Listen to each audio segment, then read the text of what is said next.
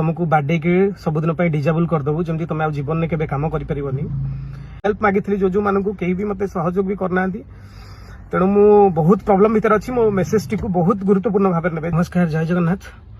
मु mister गुलुआ Odia comedian. मत आज्ञा धमक मिलूँ कि 1 कोटी टंका दियो नहले तुमको सोशल मीडिया रे बदनाम करूँ। 1 कोटी टंका पर कथा 50 लाख है, 50 लाख टंका दियो तुमको सोशल नदेले सोशल मीडिया रे बदनाम करूँ एवं बदनाम करने सहित तुमको मिछ केस रे फसैकरी जेल पुरेबू एवं जेल पुरेबा सहित तुमको बाडे के सबुदिन डिजेबल करदेबू जमी तुम जीवन में केवे कम कर यही केस नहीं कि मुझे जो बालियंता थाना जाइली मत जी धमक दौरान मुझे देखिली कनेक्शन थाना अच्छी मु थाना को दौड़ी की मो ए समय मुझे मत लगुनि मु थाना पहुंची पारि तेणु मो एरिया छाड़ी मु गोटे जगह को पलि आसी। तेणु मु प्रशासन को एतिकी मो वीडियो माध्यम एतिकी अनुरोध कर मत इंगित करके 3 थर धमक मिललानी मु एवं मोर स्टाफ मान धमक मिललानी। हुए तो मु आज जेहेतु कोर्ट बंद मु कोर्ट रे किसी लीगल एक्शन नवा पूर्व हुए तो मु कोर्ट पहुंची पारिनी। तेणु मोर एतिकी अनुरोध प्रशासन को मीडिया को समस्त को कि हुए तो मु काली सकाळे थिबी नथिबी मो मेसेज को मो वीडियो को प्लीज लाइटली नेबेनी। हुए तो मु काली सकाळे दुनिया न देखी पारे मो कथाटी को दयाकोरी गुरुत्वपूर्ण भाव में ये करंतु एवं ए जे धमक दौरान तार मु आ गोटे वीडियो बनी जदि मु मोर कौन क्षति है मु मरीगली कि मोर कौन एक्सीडेंट है कि मो गोड़ भांगिला कि मो हाथ भांगिला मुझे ना स्पष्ट से वीडियो मेंशन कर देछि। तेणु मत बारंबार धमक मिलूँ मत 50 लाख टंका देले ही मुझे छाड़ी 50 लाख नदेले मु सोशल मीडिया रे बदनाम करी एवं मोर प्रशासन को एतिकी अनुरोध कि मुझे दिन लोक हसई एते दिन मु मनोरंजन करछि कॉमेडी माध्यम रे लोक आज मो ऊपर विपद मो लाइफ रिस्क मु जाई एसपी ऑफिस डीएसपी ऑफिस मु जाई पहुंची आज एफआईआर लिखित दे पारिबिनी। सो ए वीडियो टी मु ट्वीट करूछि ए वीडियो टी मु पोस्ट करूछि मो सोशल मीडिया रे आ मते इंगित करके 3-4टा पोस्ट भी हो साराणी।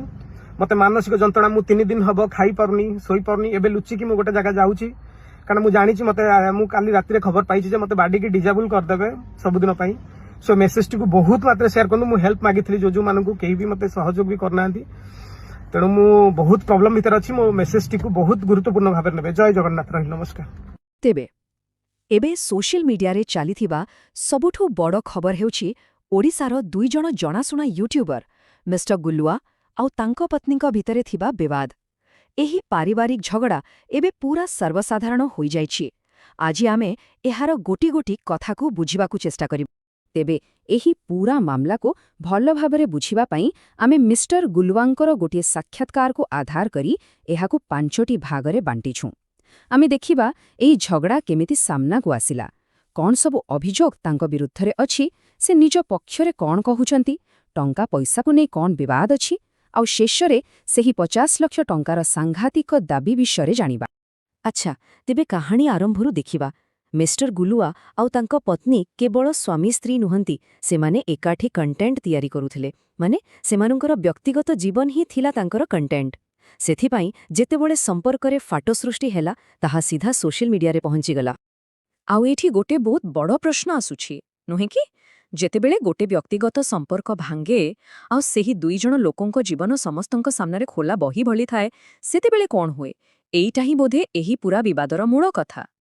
तेबे मिस्टर गुलुआंक कहिबा अनुसारे 8 वर्ष धरी सेमानंकर संपर्क ठीक ठाक चलीथिला, किंतु गत 6 मास हेला धीरे धीरे समस्या बढ़िला आउ जुलाई मास आसिला बेलकू परिस्थिति पूरा बिगड़ी गला। 8 वर्षर संपर्क एत्ते कम समय रे एमती समस्तंक सामने भांगी जिबाटा टिके आश्चर्यकर कथा। तेबे एही विवादर मूल कारण कोन?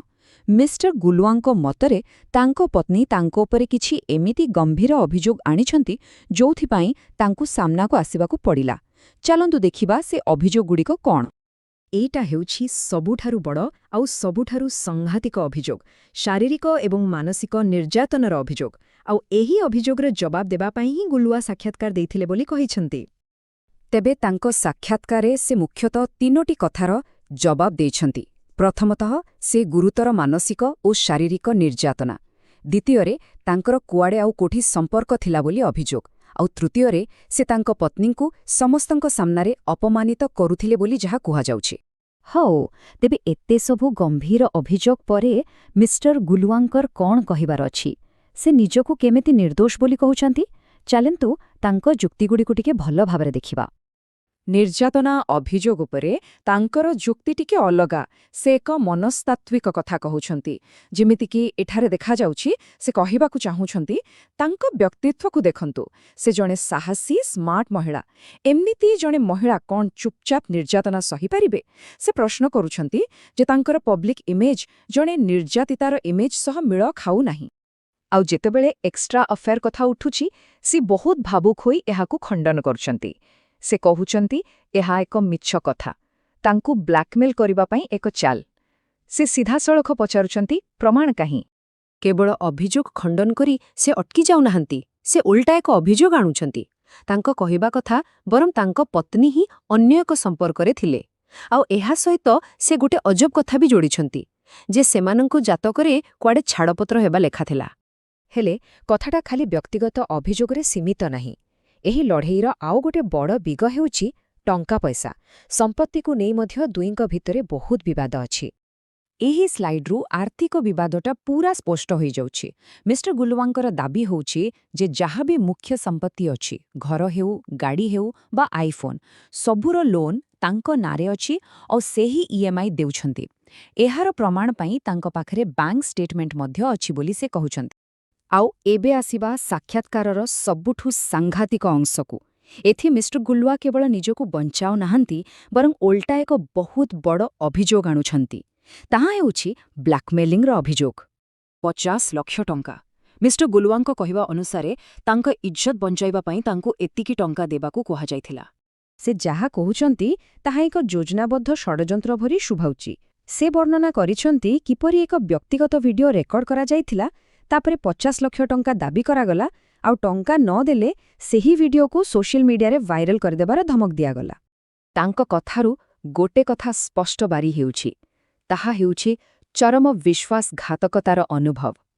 ଯେଉଁ ମଣିଷ ତାଙ୍କର ସବୁଠୁ ପାଖରେ ଥିଲା, ସବୁ ଗୁପ୍ତ କଥା ଜାଣିଥିଲା, ସେ ଆଜି ତାଙ୍କ ପାଇଁ ସବୁଠୁ ବଡ଼ ବିପଦ ପାଲଟିଛି ବୋଲି ସେ ଅନୁଭବ କରୁଛନ୍ତି। ଶେଷରେ ଏହି ପୂରା ଘଟଣା ଆମ ମନରେ ଗୋଟିଏ ବଡ଼ ପ୍ରଶ୍ନ ଛାଡ଼ିଯାଉଛି।